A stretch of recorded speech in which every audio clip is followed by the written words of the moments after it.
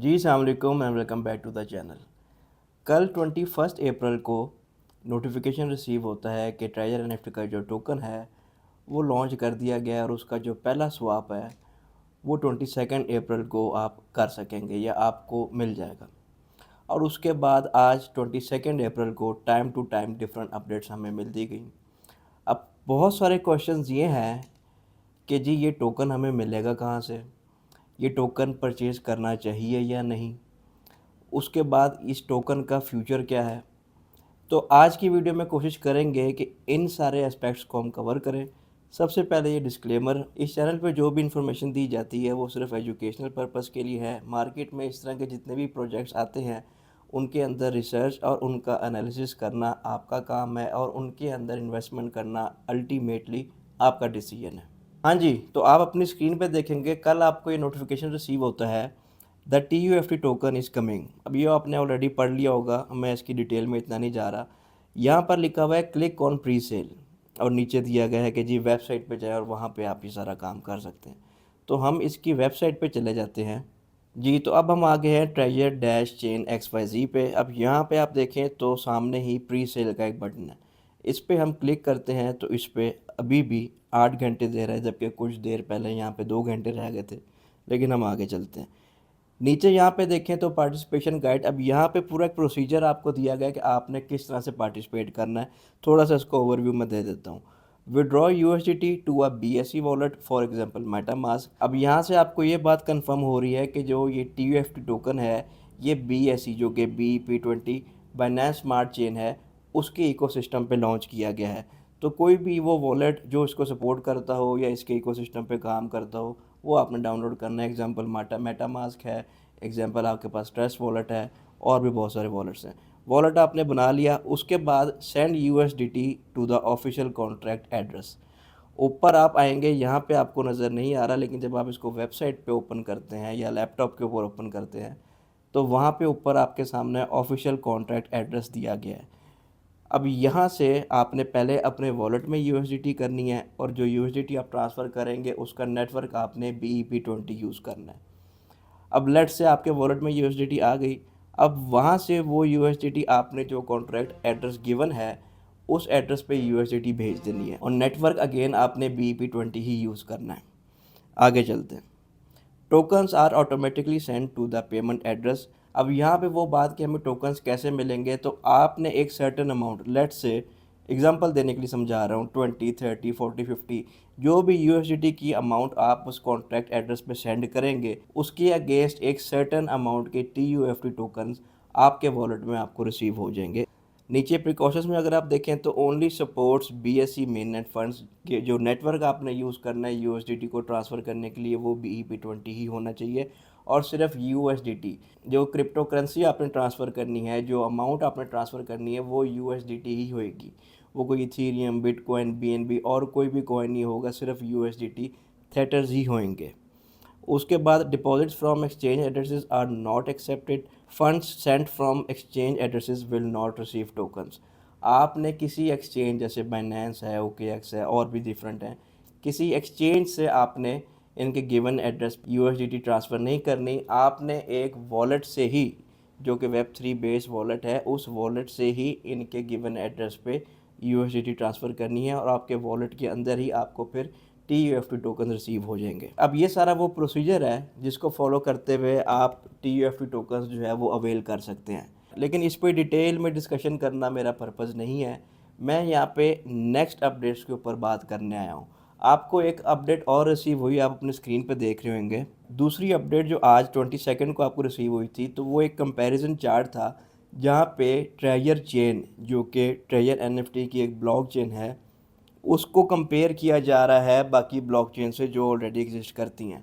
अब वो कंपैरिजन किस तरह का है और उसमें क्या रियलिटी है वो मैं यहाँ पे शेयर करता हूँ। हम इसको कॉलम वाइज देखते हैं। पहले आप देखें तो ब्लॉकचेन्स लिखी हुई हैं, इथेरियम है, BNB चेन है, सोलाना है और नंबर 4 पे ट्रेजर चेन आ गई है। खैर ये रैंकिंग अभी हम डिस्कस करते हैं, आगे चलते हैं। कंसेंसस में देखें तो proof of stake, proof of stake authority, proof of history और नीचे ट्रेजर NFT की तरफ से है proof of stake inheriting Ethereum security, जो कि उनकी अपनी कोई प्रूफ ऑफ स्टेकिंग नहीं है।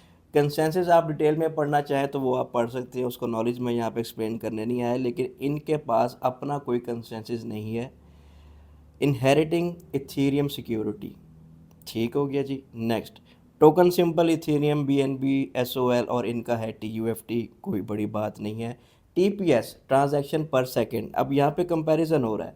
इथेरियम की ट्रांजैक्शन इनके अकॉर्डिंग पर सेकंड है 15 to 30 ट्रांजैक्शंस के बाद BNB जो कि बाइनेंस स्मार्ट चेन है, इनके अकॉर्डिंग उसकी 2222 है, सोलाना की 65,000 एंड इनके अकॉर्डिंग ट्रेजर चेन की इन सबसे ज़्यादा ट्रांजैक्शंस पर सेकंड है जो कि 80,000 है।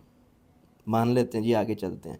अब ब्लॉक टाइम का मतलब वो टाइम जिसमें नए ब्लॉक में सारी इन्फॉर्मेशन, ट्रांजैक्शन की डिटेल, सारा कुछ, ईच एंड एवरीथिंग जो कि ब्लॉकचेन में स्टोर होती है, उसका टाइम।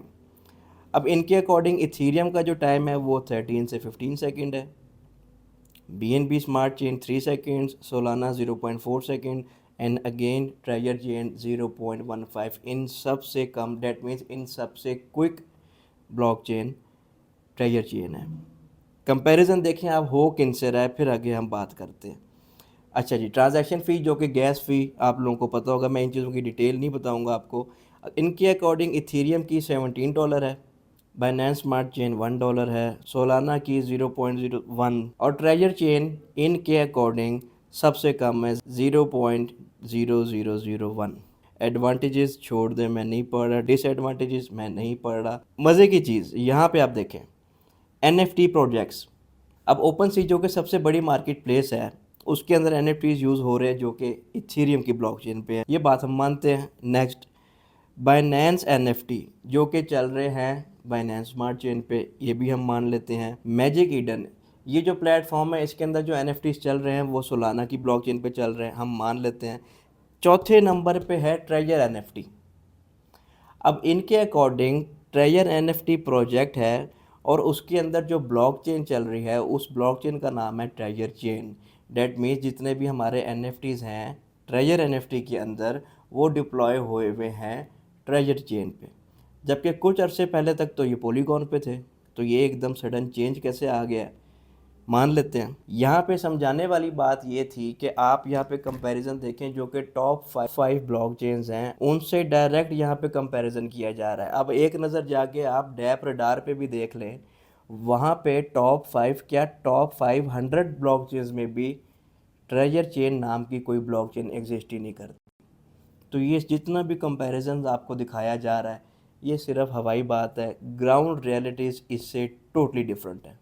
अब थोड़ी देर पहले आप लोगों को अगेन टेलीग्राम पे अपडेट्स मिली होंगी, आप लोग अपनी स्क्रीन पे देख रहे हैं अबाउट ट्रेजर गवर्नेंस टोकन। अब ये सारी डिटेल्स मैं यहाँ पे पढ़ूंगा नहीं, जो पढ़ने वाली चीज़ है वो मैं आपको पढ़ के सुनाऊंगा। आप यहाँ पे आ जाएं जहाँ पे इन्होंने ये एक पाई चार्ट डिस्प्ले किया हुआ है। सबसे पहली बात, अगर आप इसको कैलकुलेट करें तो आप देखें, community air drop 15%, staking reward 15%, liquidity provision 5%। कितने हो गए, 15, 15 एंड 5, 35। राइट साइड पे आ जाए। Ecosystem fund 30%, community distribution 25%, team and advisers 15%। कितने हो गए, 30 एंड 25, 55 एंड 15, 70। 70% ये और 35% वो, तो ये पाई चार्ट का 105% का बना रहे थे। समझने वाली बात तो ये है। खैर, अब समझने वाली बात यह है कि ये टोकन है TUFT के नाम से, ये हम लें क्यों और इसका हमें एडवांटेज क्या है। अभी तक जो कि डाटा ड्रिवन फैक्ट सामने आए हैं उसके अकॉर्डिंग टू ये सारा कुछ, जैसे हमारे विड्रॉल्स अभी तक फंसे हुए हैं, ये अगेन हम अपने फंड्स फंसाने जा रहे हैं अकॉर्डिंग टू जो कि अभी तक डाटा आया है सामने या जो थोड़ी बहुत रिसर्च की है। 1 मिनट के लिए ये टोकन और सारी चीज़ें मैं साइड पे रखता हूँ, मैं वापस आता हूँ लास्ट वीक पे।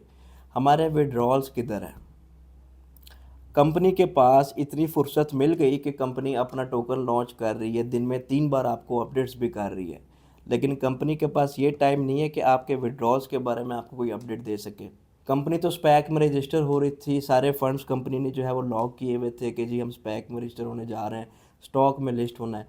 वो सारी कहानी किधर है, उसके ऊपर कोई बात क्यों नहीं हो रही, सारा फोकस उठा के टोकन पे क्यों डाला जा रहा है। पॉसिबिलिटी अगेन यही है कि जिस तरह से हमारे फंड्स हमारे विड्रॉल्स में अभी तक फंसे हुए हैं, इसी तरह हम यहाँ पे इन्वेस्टमेंट करें टोकन के लिए, और उसके बदले में टोकन हमें मिलेगा भी, लेकिन उस टोकन का हमें फ़ायदा क्या होगा, जो कि टोकन ऑलरेडी क्रैश हो चुका होगा। इस तरह के कितने यूज़ केसेस आपके सामने आए हैं कि टोकन लॉन्च हुआ और लॉन्च होते साथ ही जो है वो क्रैश हो गया। अभी तक इन्होंने अपनी इन्फॉर्मेशन शेयर नहीं की, अभी तक इन्होंने टोटल वैल्यू लॉक्ड, जो उसको टीवीएल कहते हैं, वो शेयर नहीं किया कि कितने फंड्स हमने बैक एंड में रखे हुए हैं इस टोकन के अगेंस्ट, कि इसकी फ्यूचर में हेल्थ, इसकी ग्रोथ, इसकी मार्केटिंग, इस हर चीज़ के लिए, इस टोकन के लिए हमने ये फ़ंड जो है वो बैक एंड में रखा हुआ है। ऐसी कोई डिटेल, ऊपर ऊपर से सिर्फ आपको डिटेल्स बताई जा रही हैं। मेरा काम सिर्फ आपके सामने कुछ फैक्ट्स एंड फिगर्स रखना है, डिसीजन आपका है कि आपने ये टोकन लेना है या नहीं।